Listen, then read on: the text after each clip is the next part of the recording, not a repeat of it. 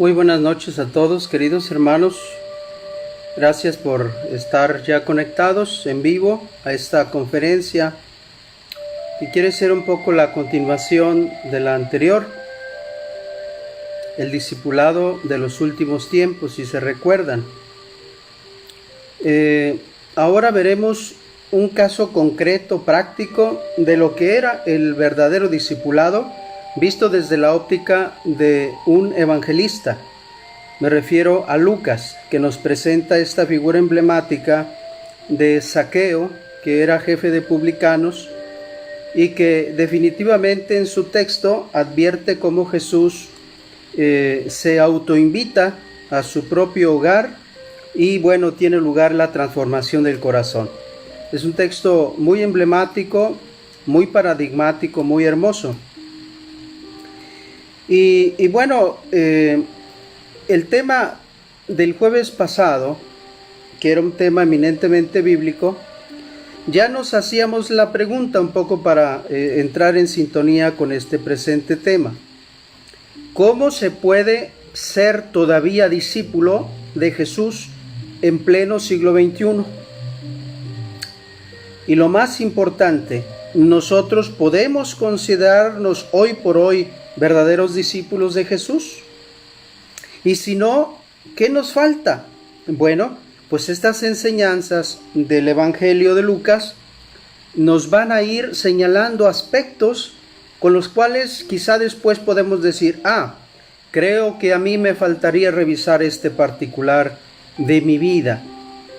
Y bueno, recordando un poquito lo que habíamos dicho en la formación anterior, veíamos las características de un verdadero discípulo. En primer lugar, decíamos que estaban simpatéticamente unidos a la persona de Jesús. Les fascinaba su persona, su enseñanza, la simplicidad de su vida, la filosofía de su vida. Y bueno, pues después la gracia, que no es estéril, aplicada en el corazón de cada uno, bueno, pues ya no dejaban de seguir a Jesús. Una vez que les había fascinado su personalidad, su doctrina, su palabra, pues se convertían en discípulos más allá de las fronteras del espacio y del tiempo y lo seguían donde quiera que andaba. Y esto hay que decirlo, hermanos, porque todavía hoy por hoy podemos, más allá de las fronteras del espacio y del tiempo, seguirnos considerando auténticos, verdaderos discípulos suyos. Y bueno, pues veíamos que los discípulos, ¿quiénes son? Son hombres y mujeres, gente normal, como cada uno de nosotros, pero con una fe peculiar, una fe verdadera, una fe viva, una fe obediente. Todo eso lo veíamos en la conferencia anterior, porque la fe del verdadero discípulo, querida familia, queridos hermanos, pues es una fe exigente, es una fe ética, es una fe comprometida, ¿no? Exige naturalmente dejar algo, abandonar quizá esos sistemas de valores erróneos en los que nosotros nos manejamos, como la avaricia de Zaqueo, los vicios, las inmoralidades, hasta la fama, ideas egocéntricas de nosotros mismos que no están en sintonía con Dios. Todos son antítesis del verdadero seguimiento. Y veíamos también que algunas de las características más importantes del discípulo de nuestro tiempo es que se caracterizan más allá del tiempo y del espacio en personas que siguen al maestro, imitan al maestro. Y naturalmente, así como el maestro lo exigía, cargar la cruz, que significa asumir la propia responsabilidad del vivir cotidiano, no el masoquismo como puede ser interpretado, para nada.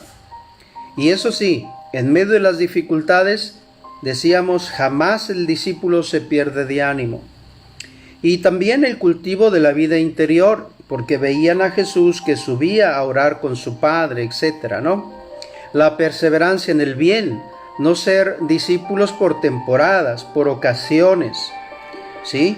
Yo soy un verdadero cristiano solo en el tiempo de Navidad, porque me recuerdo que hay un Dios, o en tiempo de Pascua. Ya después soy una persona normal. Es una contradicción, ¿no es cierto?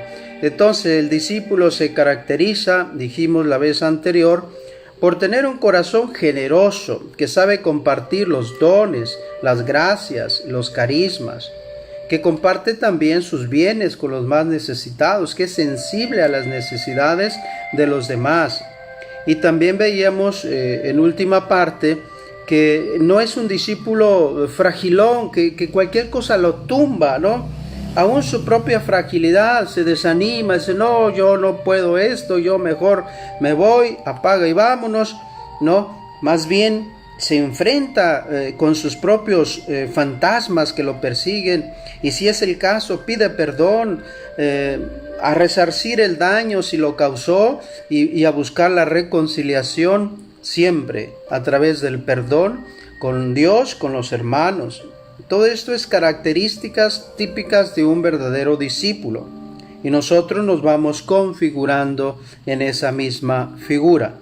Bueno, pues hermanos, era una pequeña introducción para decir que hoy veremos en el Nuevo Testamento esta figura emblemática, decía, de Zaqueo, y veremos cómo se convierte en un modelo de referencia donde se concentran todas estas exigencias del verdadero discípulo.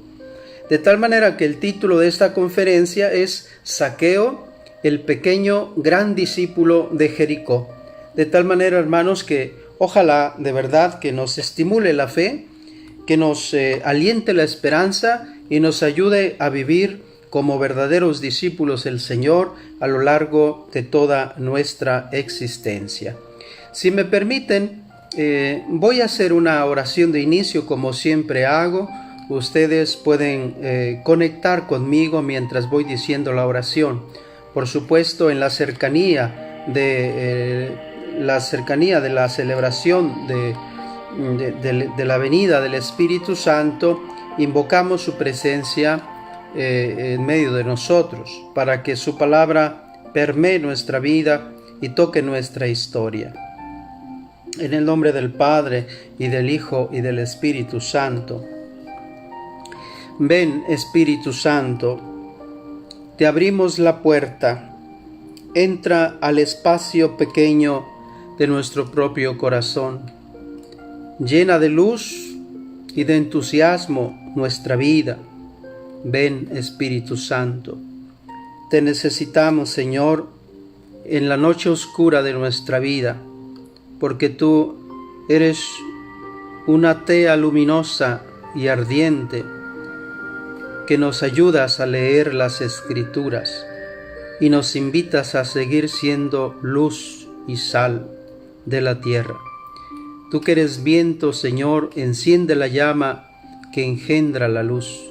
Tú que eres viento, empuja nuestra barca en esta aventura de fe. Oxigena nuestra sangre al ritmo de tu palabra. Señor, sopla fuerte, barre, limpia el polvo, llévate lejos nuestras hojas marchitas de nuestro propio corazón. Espíritu Santo, renueva nuestra vida en el espejo de tu palabra. Espíritu Santo, fuente de luz, ilumínanos. En el nombre del Padre, y del Hijo, y del Espíritu Santo. Nos ponemos en sintonía con la profundización de esta figura emblemática de Zaqueo, con el texto de Lucas, que dice así: Habiendo entrado en Jericó, atravesaba la ciudad, y había un hombre llamado Zaqueo, que era jefe de publicanos y rico. Trataba de ver quién era Jesús, pero no podía a causa de la gente, porque era de pequeña estatura. Se adelantó corriendo y se subió a un sicomoro para verle pasar cuando pasara por allí. Y cuando Jesús llegó a aquel sitio, alzando la vista, le dijo: Zaqueo, baja pronto, porque conviene que hoy me quede yo en tu casa. Se apresuró a bajar y le recibió con alegría. Al verlo todos murmuraban diciendo: ha ido a hospedarse a casa de un hombre pecador. Zaqueo, puesto en pie, dijo al Señor: daré, Señor, la mitad de mis bienes a los pobres, y si en algo defraudé a alguien, le devolveré el cuádruplo. Jesús le dijo: hoy ha llegado la salvación a esta casa, porque también este es hijo de Abraham, pues el Hijo del Hombre ha venido a buscar y salvar lo que estaba perdido. Palabra del Señor. Bien, hermanos, pues este es el texto ya conocido de muchos de nosotros, pero ahora vamos a intentar profundizar en él para encontrar esos caminos del Espíritu, esas voces espirituales que encienden nuestra llama, como acabamos de decir. Y vean ustedes, hermanos, que todo está ambientado en un encuentro de Jesús con Zaqueo. Jesús está en este momento del texto bajando a Jerusalén, y bajando a Jerusalén desde Cafarnaúm tiene que pasar por fuerza, porque está en el camino, en una milenaria ciudad conocida todavía hoy. Yo estuve allí, gracias a Dios, la ciudad milenaria de Jericó. En Jericó, Lucas, el evangelista, va a presentar algunas, manifestaciones del poder de Jesús, por ejemplo, la curación de un ciego, que ahí también se menciona, pero sobre todo le pone pluma y lápiz al relato de este encuentro curioso, peculiar, de un arquitelonais, se le llamaba en el mundo antiguo, jefe de publicanos, un jefe de publicanos. La figura de Zaqueo, que tiene un encuentro peculiar, decía, con Jesús. Bueno, pues este es el texto. Gracias por los comentarios que están poniendo, creo que nos ayudan a todos. Sigan escribiendo. Si hay alguna idea peculiar que les agrade, que les diga algo, pongan ese pequeño comentario que nos puede servir a todos los que estamos siguiendo esta conferencia. Bueno, hermanos, lo primero que voy a afirmar de este texto es que, noten, es un texto muy provocativo. Es muy provocativo este texto. Es decir, ya se sabe que Jesús actuó un poco más allá de las clásicas actitudes de los religiosos de la ciudad de Jerusalén, los escribas, los fariseos, los sumos sacerdotes, los saduceos, etcétera, ¿no? Pareciera que a Jesús le gustaba un poco la convivencia con las prostitutas y los publicanos, pero el relato de Zaqueo es el colmo de los colmos, hermanos. Noten esto, porque Jesús se va a hospedar en casa de un publicano, va a comer en su casa. Esto es un escándalo del punto de vista judío, naturalmente. ¿Por qué? Porque deben de saber ustedes, hermanos, que para el judaísmo la figura de un recaudador de impuestos era odiosa, era mal vista, porque se consideraba una especie de traición a la fe judía. Pero naturalmente a Jesús, aunque fuera él judío, pues parecía no importarle. La verdad es de que Zaqueo es también hijo de Abraham. ¿Por qué no buscarlo? No necesitan médico los sanos, sino los enfermos, decía Lucas, ¿no? Labios de Jesús. Bueno, ¿qué intenta entonces inducir Lucas presentando este relato de Zaqueo? Bueno, creo que lo principal de subrayar aquí, hermanos, es que quiere hablar de algo que fue muy notorio al tiempo de los primeros cristianos, que era doctrina de Jesús, que debemos de aprender a no tener una distinción de personas, a no hacer acepción de personas. Es una actitud muy humana, ¿no? Fragiloide, ¿no? Aún hoy por hoy hacemos distinción de personas, ¿no? Cuando vemos a un divorciado en la iglesia, decimos, ¿y este qué está haciendo aquí? Hacemos distinción de personas. Cuando vemos a alguien que no está vestido un poquito a nuestra manera de vestir, decimos, ¿y este quién es? hacemos distinción de personas. Es decir, es una actitud natural en el ser humano. Pero era parte de las enseñanzas de Jesús que debiéramos aprender a no hacer distinción de personas. Jesús además privilegiaba en su momento histórico a los que estaban marginados en el tiempo, y Zaqueo pues no era la excepción. Zaqueo era parte de los marginados de la sociedad del tiempo de Jesús. No lo podían ver, hermanos. Y naturalmente la clase campesina, la clase trabajadora, representaba esos espacios de marginación, porque ellos, concentraban un poco a través de su esfuerzo, pues la riqueza, y entonces establecían mecanismos para sacar un poco dinero para las clases que se beneficiaban, las clases altas del gobierno, etc.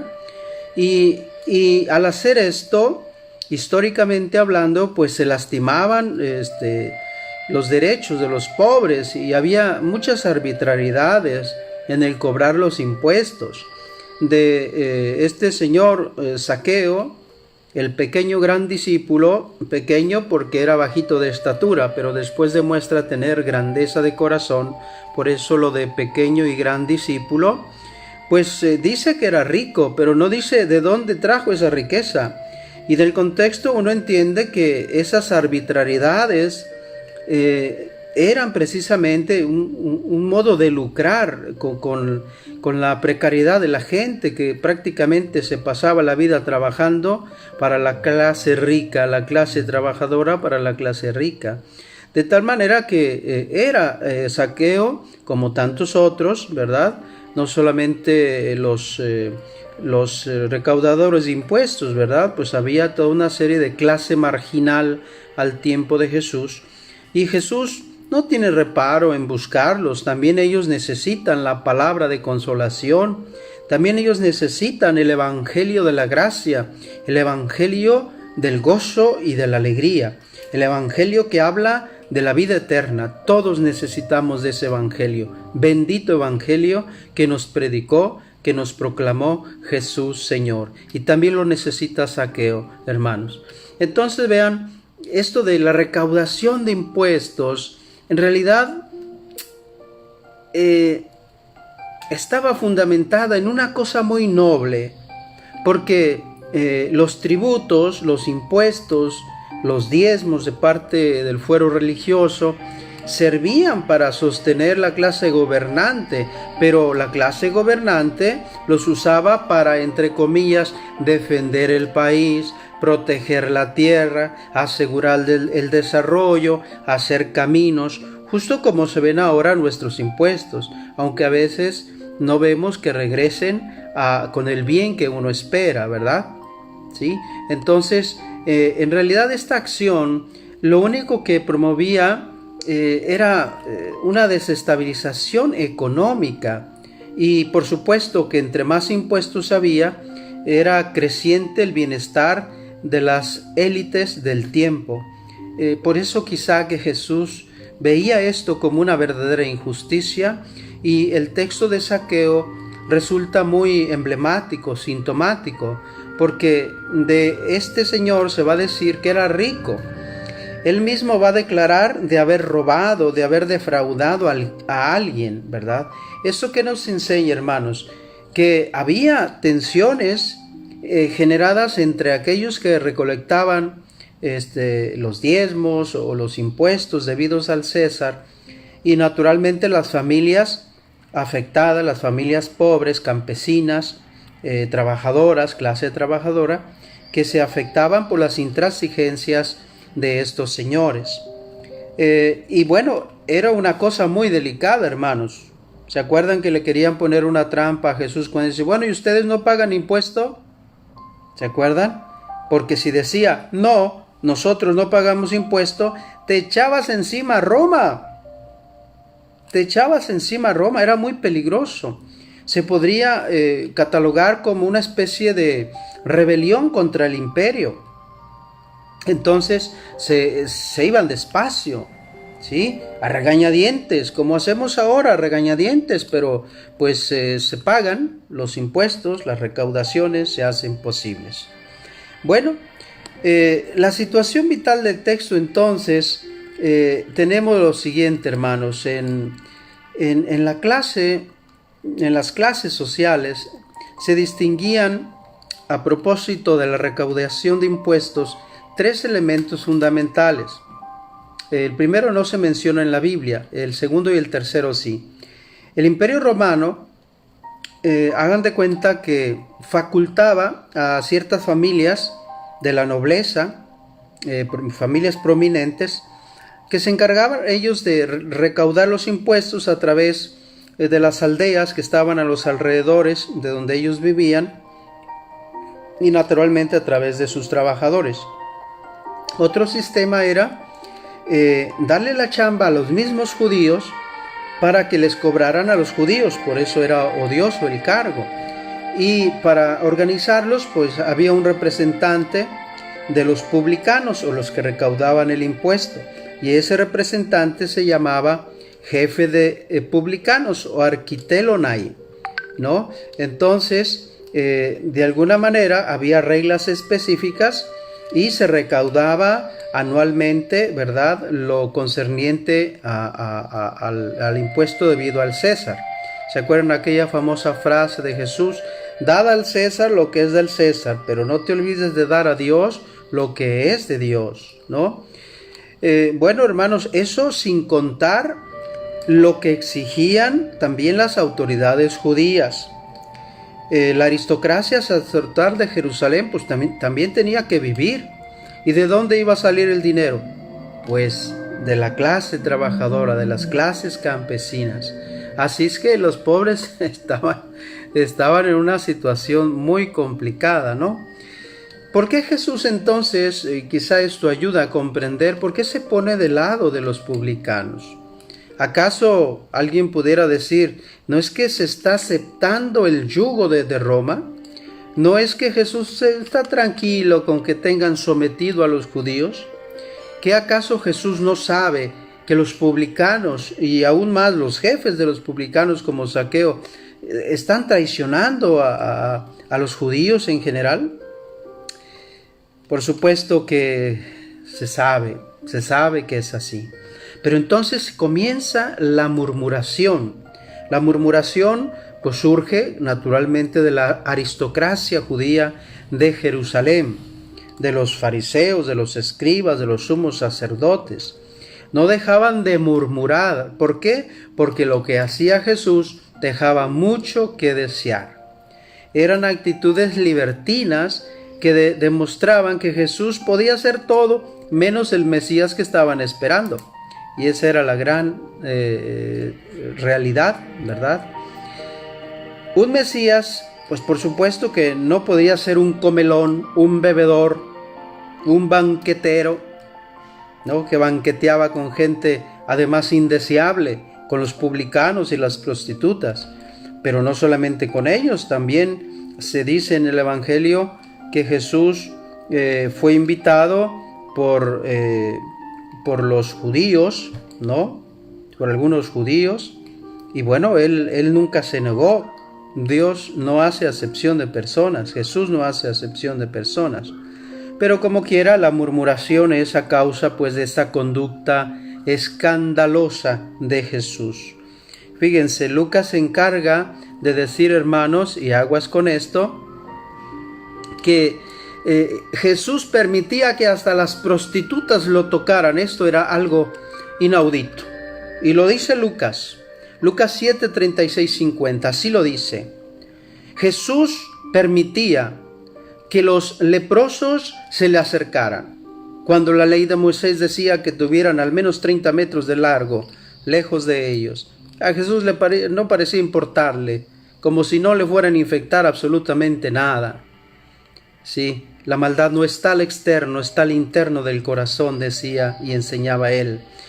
Comía con gente de mala reputación. Bueno, ¿y eso qué? ¿No?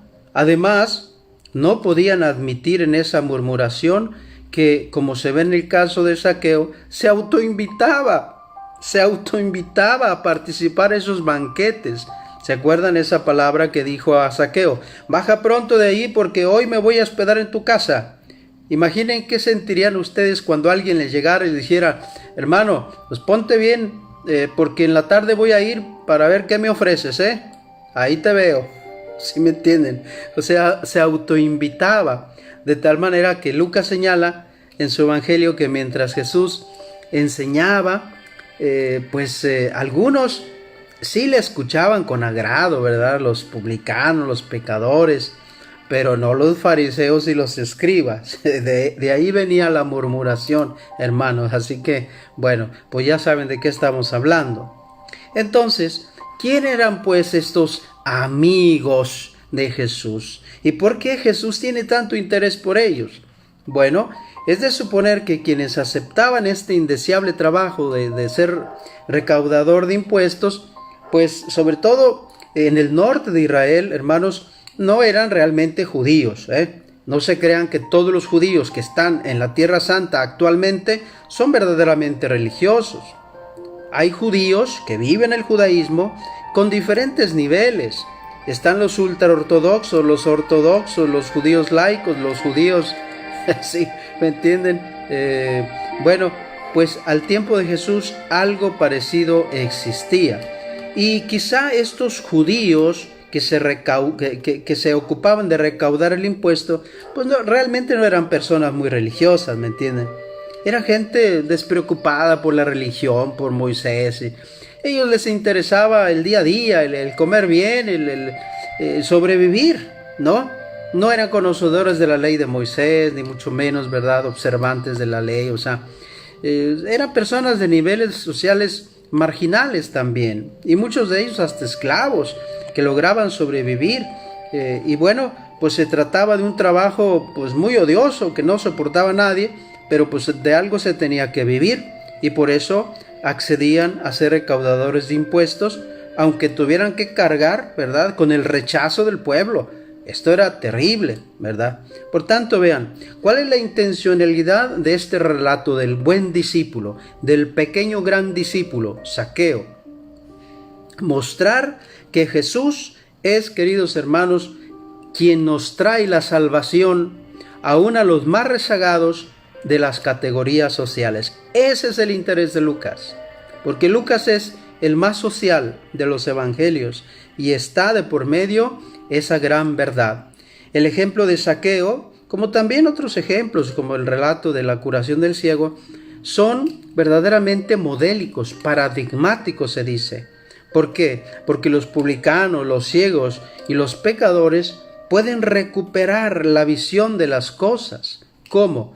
Con la acogida cálida de Jesús, que sana la ceguera, que sana el complejo de ser desplazado de la sociedad, y bueno, que se hacen ciudadanos del reino.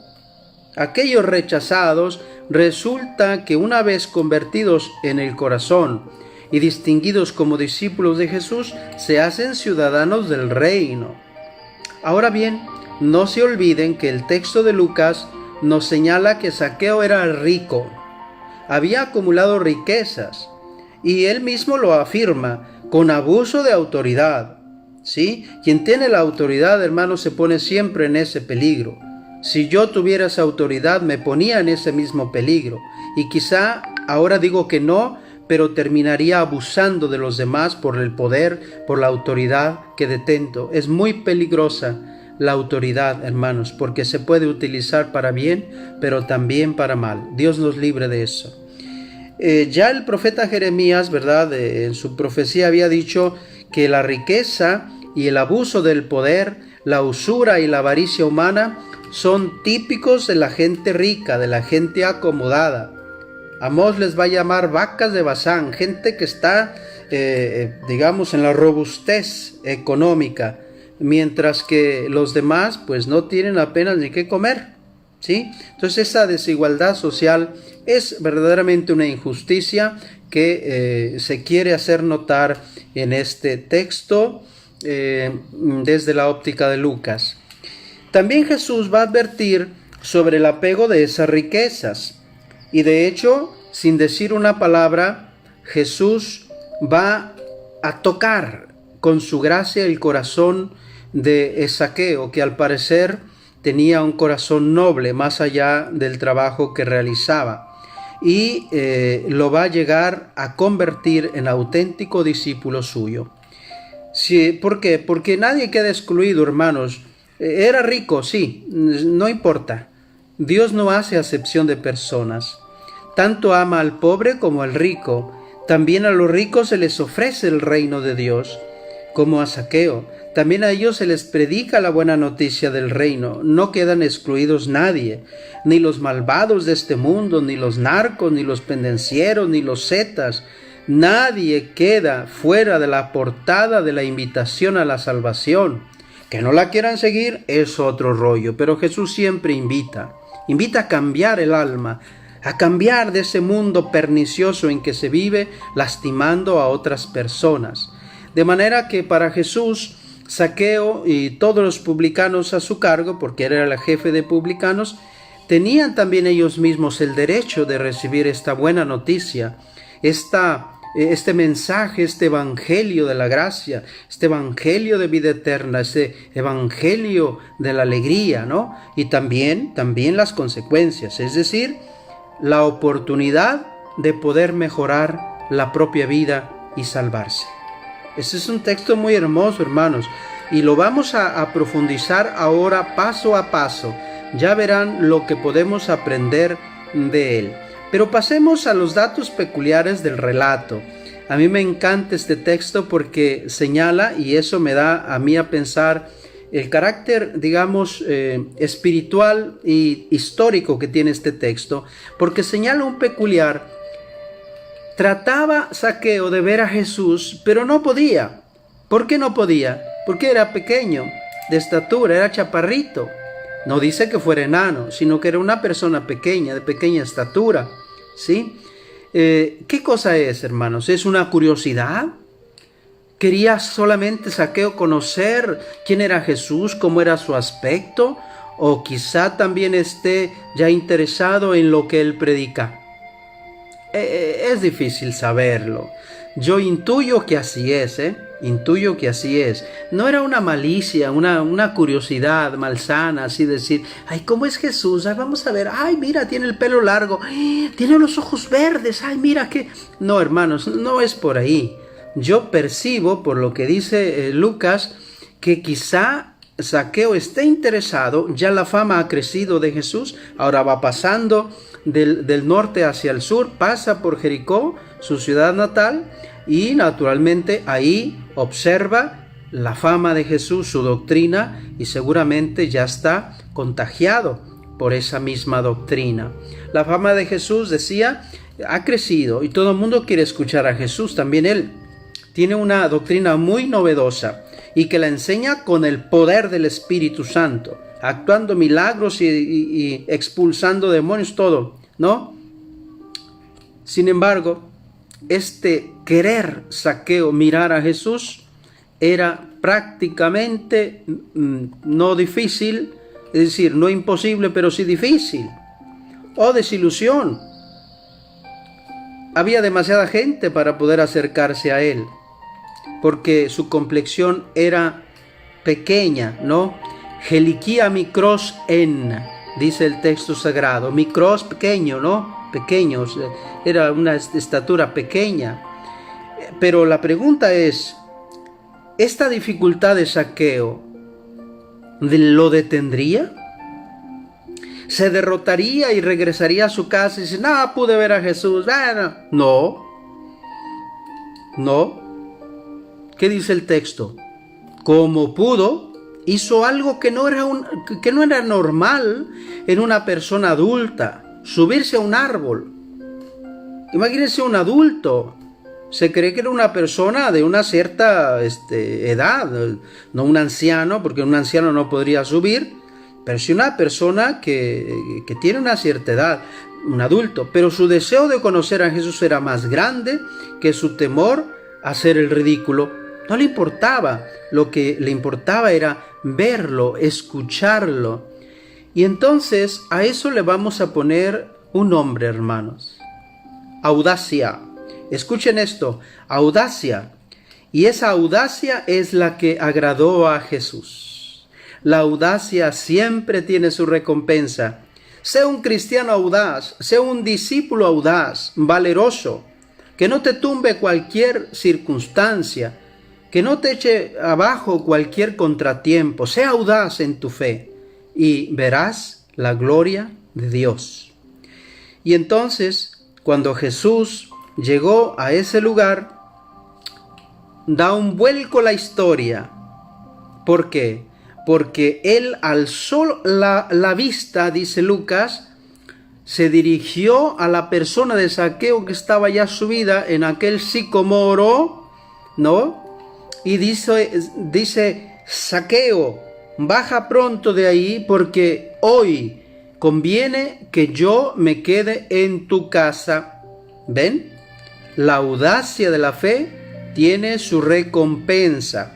Lo que llama la atención, hermanos, es cómo le hizo Jesús, humanamente hablando, para saber el nombre del personaje, ¿no? Lo conoce Lucas, y pareciera que Lucas le da una voz a Jesús, es Zaqueo, ¿no? En realidad, pues seguramente era una persona conocida, pero sabemos, como dice el mismo Lucas, que no necesitaba Jesús que le hablaran de nadie, porque él sabía el corazón del hombre, conocía a Zaqueo, más que Zaqueo a sí mismo. De tal manera que la audacia de la fe, decía, tiene su recompensa. Pues podríamos decir lo siguiente, hermanos. Zaqueo sube a un árbol para ver a Jesús, pero en cambio es Jesús quien mira a Zaqueo. Zaqueo quiere conocer a Jesús, sin embargo, es Jesús quien parece conocer a Zaqueo, porque como decíamos, lo llama por su nombre. Zaqueo desea encontrarse con Jesús, en cambio, Jesús parece estar más interesado en encontrarse con Zaqueo. Jesús decide quedarse con él aquel día. Maravilloso día, quedará para siempre marcado en el corazón de aquel buen hombre. ¿Qué se deriva entonces, hermanos, de esta enseñanza? ¿Qué podíamos decir? Cuando el hombre busca a Dios, hermanos, es porque Dios ya ha preparado su corazón para encontrarnos con Él. Por eso dice el texto, se apresuró a bajar y le recibió con alegría. Claro, Dios lleva siempre la delantera en la iniciativa de salvarnos. La respuesta de Zaqueo entonces es casi inmediata, como si ya se estuviera familiarizando con esa voz de autoridad del Nazareno. Baja enseguida y se va con Jesús. Qué maravillosa escena, ver a aquel chaparrito seguir a Jesús a su propia casa. Impresionante. El tema de la alegría es muy lucano. Es la alegría de quien se siente bendecido por Dios. Tú estás alegre porque sientes que Dios te ha bendecido. Y es la alegría que produce el recibir el reino de Dios, acogerlo con un corazón puro, con un corazón honesto. La salvación y la alegría son, desde Lucas, hermanos, en su teología, la consecuencia lógica de quien acoge a Jesús, su palabra, su doctrina. Entonces, bueno, sí, ya sé, todos murmuraban, sí, eso es cierto también. Los que murmuraban de alguna manera quedan ciegos, son los que no van a poder acoger a Jesús. La murmuración no paga bien en la Biblia. La murmuración ha complicado la existencia de muchos seres humanos. Jamás esos murmuradores podrían entender el comportamiento incluyente de Jesús. Ese estereotipo negativo que tenían tan fuerte en su corazón respecto a los recaudadores de impuestos era demasiado fuerte para soportarlo, ¿no es cierto? Pero bueno, hermanos, dice el texto que algo inaudito pasó, porque Zaqueo, mientras estaba departiendo alegremente los alimentos, de repente se puso de pie, dice el texto sagrado, y puesto de pie le dijo: Señor, daré la mitad de mis bienes a los pobres, y si en algo defraudé a alguien, le devolveré 4 veces más.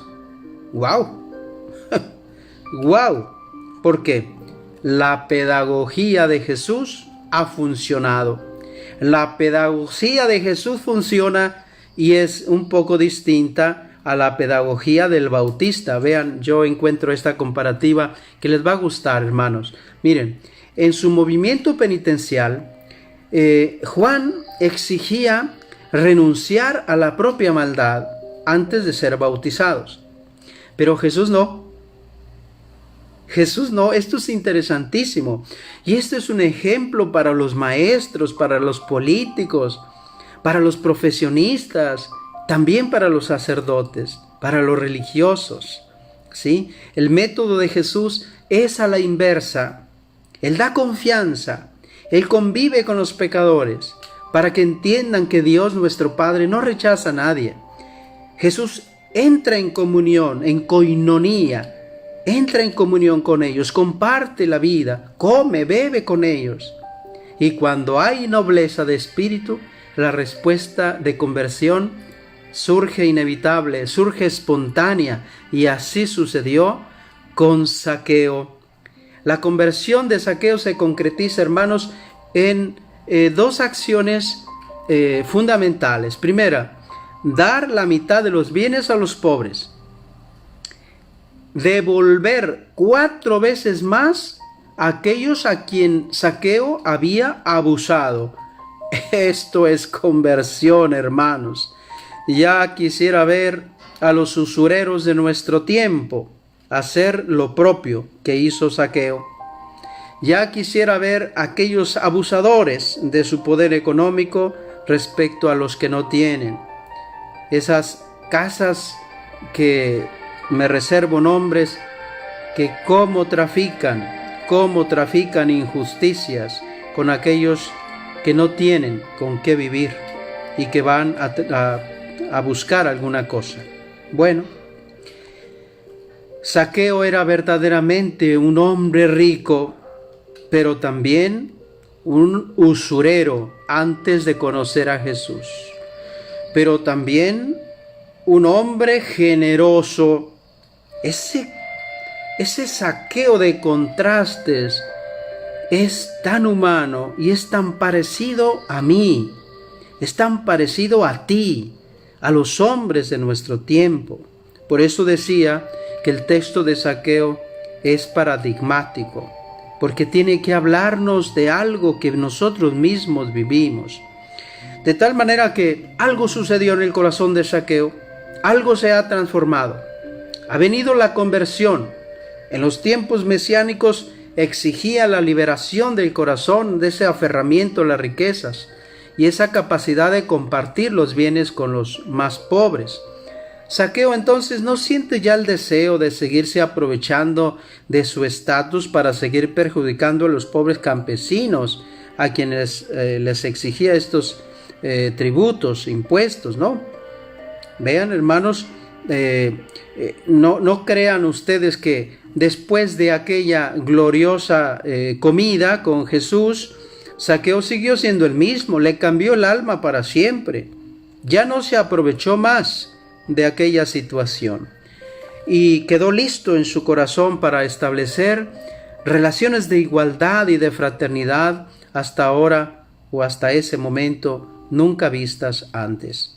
Jesús puede estar complacido con lo que ha logrado despertar en el corazón de Zaqueo. Es lo que seguramente habría esperado, pero no dijo nada, solamente su presencia bastó.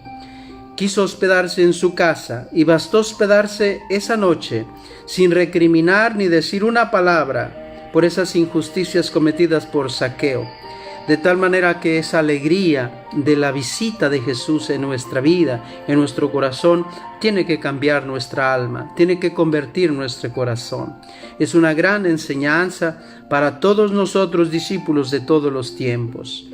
Y por eso, al final del texto, Jesús añade simplemente: hoy ha llegado la salvación a esta casa. ¿Qué significa, hermanos?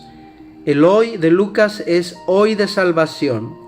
La salvación no es un hecho solamente del pasado o tampoco es un hecho solo preparado para el futuro. La salvación de Jesús es siempre aquí y ahora, es presente. La salvación que ofrece Él, aún todavía en este tiempo, es hoy, es en el presente, es el hoy de la salvación.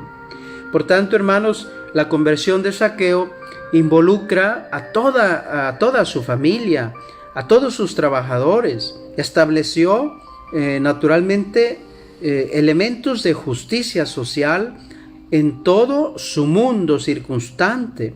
Zaqueo, por tanto, siendo el depositario de las promesas de Abraham, ha venido a ser salvado como la oveja perdida de Israel. Zaqueo era una de esas ovejas perdidas que ha sido recuperada. Y terminando esta conferencia, hermanos, para no cansarlos, ¿qué podemos de extraer de este texto como enseñanzas fundamentales para que ya no se nos olvide? Bueno, digamos lo siguiente. Primero, hermanos, Jesús nos invita a hacer lo que ha hecho con los publicanos y los pecadores. Esa es la primera enseñanza. La lección de Zaqueo en este sentido es clara. Si Dios no hace acepción de personas, pues ¿quién eres tú? ¿Quién soy yo para juzgar a los Zaqueos de este tiempo? ¿Por qué tantas murmuraciones como los judíos de su tiempo, los escribas, los fariseos? Es la primera enseñanza. Segunda enseñanza. Jesús se atreve a comer y a beber con publicanos y pecadores, con gente indeseable.